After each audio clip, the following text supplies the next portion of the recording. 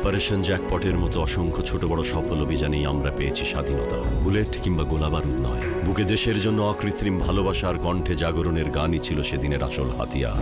দিন বদলের সে হাতিয়ার আমরা আজও ছাড়িনি, কোনোদিন ছাড়ব না। বাংলা লিংক।